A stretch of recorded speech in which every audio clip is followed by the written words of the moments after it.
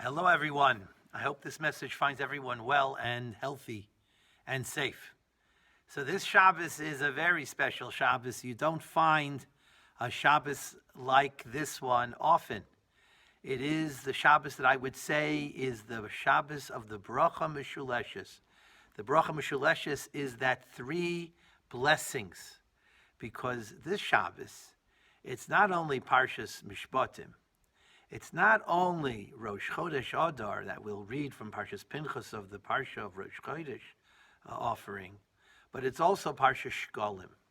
So we not only take out one Sefer Torah, we don't just take out two Sifrei Torah, but we will take out three Sifrei Torah. You don't find that very often. The only time of year you find that is on Simchas Torah, and maybe, according if the calendar comes out, on a Rosh Chodesh Shabbos Chanukah. That's when you'll have three Sifrei Torah. And on this Shabbos, we will have, you'll come to Shul, if you're lucky enough to come to Shul, if you're right to come to Shul, and you'll see that we will be reading three Sifrei Torah from three Parshios. And this is actually, I think, a blessing. As Birchas Kohanim comes in threes, so too, this Shabbos, we have a bracha meshuleshes. We have this three times a blessing of three Sifrei Torah, conveying to us such important messages and commemorating a very special time of the year. Because Mishenichnes Adar, Marbin B'Simcha, our sages tell us, our Chachamim tell us, that when the month of Adar comes, Marbim B'Simcha, we have to increase our happiness. And what better way in increasing happiness than coming to Shul and having the privilege of just re-experiencing a moment like it's Simchas Torah again, and having three Sifrei Torah for us to read from on this Shabbos. And Mishenichnas Adar Marbim B'Simcha. And Rav Moshe Feinstein, Zecher Tzadik Livracha, my great Rosh Yeshiva and great uncle, he made the observation that the simcha that our sages mean is not just a personal simcha, but it means a specific simcha. It means the simcha of Purim. It means the simcha shel mitzvah, the simcha of Torah, the simcha of avodah and of devotion to Hashem. And this is exactly the story of Purim. Mishenichnas Adar Marbim B'Simcha, that you can see from the various mitzvos that our Chachamim gave us around Purim time, that this actually is the simcha that they are hoping for. Because what's the mitzvahs of Purim? The mitzvah of Purim is Mishlech Manos Ishlo, that you send a friend gifts of edible fruit, two edible fruits, if not more, to a friend. And if you want to give more, then that's even a bigger mitzvah. And you are supposed to give two gifts of a meal for that person, a monetary gift or even a tangible gift, to two aniyim, to two poor people, two different gifts to two poor people, respective gifts to two poor people. And also Megillas Esther, and the mitzvah of the Sudas Purim. And the whole idea of Purim is the idea of not just enjoying yourself, but to give a gift and to recognize friendship, to recognize a friend, to be able to come and listen to Megillas Esther. Of course, this year we have to be very careful with the health crisis and the COVID health crisis, and that we have to have social distance. We can't be together. But what it means is it represents the simcha of thinking and being connected to other Jews. And this is really the great Yeshua that occurred to us during Purim. Because if the Megillah tells us, Haman criticized the Jewish people of Yesh Am Mefuzar Umeforod Bein Ha'amim, that if the problem that we as Jews suffered, that unfortunately gave rise to the evils of Haman, was the fact that we were distant, Mefuzar Umeforod. And the refuah, the healing that Esther and Mordechai understood was, as Esther said to Mordechai, as she was ready to put herself in harm's way to go to the king and jeopardize her own safety, her own well-being by going unannounced to the king. And she told Mordechai, I'm going to risk my life, but lech k'noises kol haYehudim, that it's for you to bring together all of the Jews. It's the achdus, it's the togetherness, it's the unity of the Jewish people. And that's what Purim represents. And that's what Marbin B'Simcha represents. It's the Marbin B'Simcha of the Simcha Shel Mitzvah, the Simcha of Torah, the Simcha of being together with one another, to be together as part of an Am. And you could be at home, and you don't necessarily have to be in shul. But when we daven, look at the siddur. When we daven, we always daven in the plural. We say Achenu Kol Beis Yisrael. We daven Avinu Malkeinu. We say Hashivenu Avinu L'Sarasecha. That we always speak to Hashem in terms of the collective, in terms of all of us. It's not just the individual, but we are part of each other. We are all part of one another. And this is the godless, and this is the greatness, the secret of Jewish redemption when it came to Purim. Purim was the time, as Esther said, Lech k'noises kol haYehudim. That it was the Yehudim, it was all of us together that davened to Hashem, that went to battle against the enemy together, and that when the Jewish people achieved their unity, that kimu v'kiblu haYehudim, that we all accepted together, we all went to bat for each other, and we fought for each other, and that brought the great Yeshua, and that's the Mishenichnas Adar Marbin B'Simcha.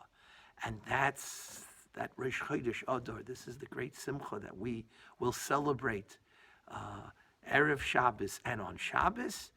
And this is actually what Parshas Shekalim is all about. The 4 special Parshios that our Chachamim gave us to read before Pesach. That Zman Cheruseinu, that we're not ready for Pesach to really achieve the Geula unless we hear the messages that are so important, that are so crucial for us to be able to make part of our life, those messages. And if we do that, then we are ready to truly be zoicha to merit the Geula for ourselves and for all around us. And what does it start? It starts with Parshas Shekalim, because be'echad be'odar mashmiim ala Shekalim, in the time of the Beis Hamikdash, everyone, no matter they be rich or poor, whether they be learned or individuals who weren't learned, whether they be old or young, no matter who you are, from what social status or whatever background you come from, everyone had every year to give a half a shekel. And that was so important to do. It was such an important mitzvah because they collected all of these half a shekels, and they used from those monies in order to purchase all of the important karbanos, the offerings, and to do and to perform all of the holy and sublime and important avodah service in the Beis Hamikdash. So that means that everyone was a stockholder. Everyone had an investment in every carbon. They brought a carbon tamid in the morning. You had a little piece of that. You were an investor. And Hashem wanted every Jew to be invested. And it wasn't a whole shekel. And it wasn't that the rich people should give more, or that the poor people would be exempt. But no, that, as the Torah tells us, the rich would have to give a half a shekel, the poor would have to give a half a shekel. Didn't make a difference how much money you had, how much money you had to give that half a shekel. Everyone had to be a part of the karbanos equally. And that is the remarkable part of the Machtas HaShekel. This is what it means to be part of a tzibur, to recognize that although I have a personal relationship with Hashem, and all of the mitzvahs pertain to me personally, but I have to recognize that I am only a half of the whole equation of everything that goes on in my life. And I become a whole when I combine my resource, when I combine my half a shekel with that of the tzibur, with others. And when I combine my half a shekel with another, then my shekel becomes a whole. And that's the idea of the machzis hashekel. This is the first beginning of geula, of our journey towards Pesach, of that cheres that we seek in our own lives. And that is that it's not just for ourselves, but is for the tzibur. And if you look at, again, the siddur, you will see that most of our tefillos is not just personal things that we need ourselves, but what our nation needs, what the world needs, and that we're davening for Yerushalayim, we're davening for tzaddikim, we're davening for refuah for every member of the Jewish people, whoever needs it. And we're davening for understanding and being able to make sense of what's going on. We're davening for geula. We're davening for all the different parts of what we need. And that is that idea of the half a shekel, of doing, of participating, and being part of a tzibur, being part of a congregation.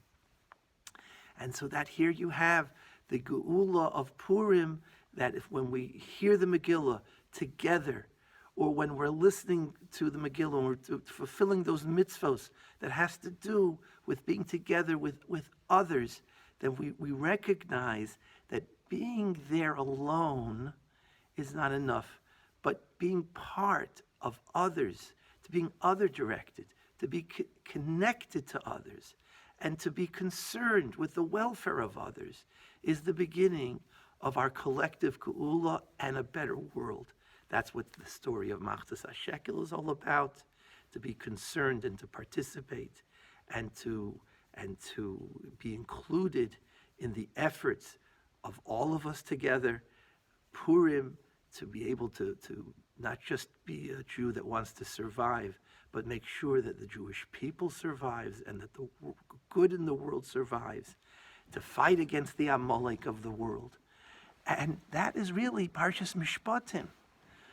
This is the bracha Meshuleshes, because Parshas Meshpatim is a parsha that comes directly after the Aseres HaDibros, that a great event that we read last week in Yisro of Maimon Har Sinai. And it speaks about Mishpatim. It speaks about, how a person interacts with others, how a person is responsible for his actions or her actions, how an individual should treat his employers, or how a employer shouldn't treat his or her employees, how you're supposed to be honest in business, how you're supposed to be responsible to make sure that you do not harm anyone else, and that if there's any monetary damage from that you give to someone else, or bodily damage or hurt, or if there is any type of restitution that's necessary because of bad behavior or because of something you owned, like your animals or your property damages someone else, recognize that you're responsible for that. And the Torah, in the first Rashi, says, V'ela hamishpatim, that the actual vav, the conjunction, that connecting letter of, and these are the laws, teach us that all of these laws are connected to Har Sinai itself. And as you look at the Ramban explains the reason why that V'ela hamishpatim, all of these halachos that has to do with our interaction with our fellow man and our responsibility to one another, and how we have to take care of being responsible for one another, and a person has to be honest and upright and truthful and caring and compassionate and generous in terms of lending monies. all of the various beautiful halachos that have to do with interaction with our fellow man, with our fellow Jews, with others, then all of that, which are everyday occurrences, are connected to the miraculous events of Har Sinai. And as the Ramban says, that this is actually an elaboration of that last important dibur, the last commandment of Loisachmoid, not to covet or to take someone else's property.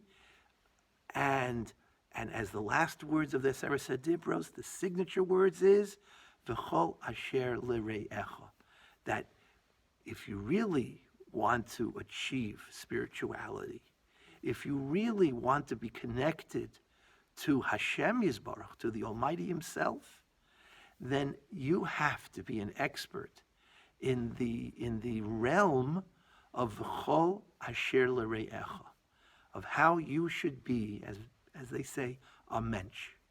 That, as my father always said, there's 4 chelkei Shulchan Aruch, there are 4 volumes and parts to Shulchan Aruch, and the 5th volume, which should correspond to Chamisha Chumshei Torah, is that important volume of Avi to Zayin a Mensch, how to be a mensch, how to take all the other 4 volumes of Shulchan Aruch, of what it means to interact with all those halachos, and put it all together, and be able to actualize a life of being a mensch, of how to relate to someone else. So therefore, the Tana can tell us that the litmus test to someone who God really loves, if you want to know, does God really, is He happy with me? It's very easy to tell. The Tana says, Kol sheruach habriyos noicha haimenu, ruach hamokim noicha haimenu. That if it's ruach habriyos, that if people are just delighting in you and have a nachas and a grace and happiness, if you're not a sour person or a toxic person, but people are uplifted just by being associated with you, by being with you, then you should know and don't take for granted and don't minimize such an individual, because kol sheruach habriya is noichaimenu, ruach hamokim noichaimenu. You should know that the Almighty is, if other people, if you're able to benefit other people and give nachas and grace to them and appreciation to them, then you should know God appreciates that, and you're truly, truly close to the Almighty.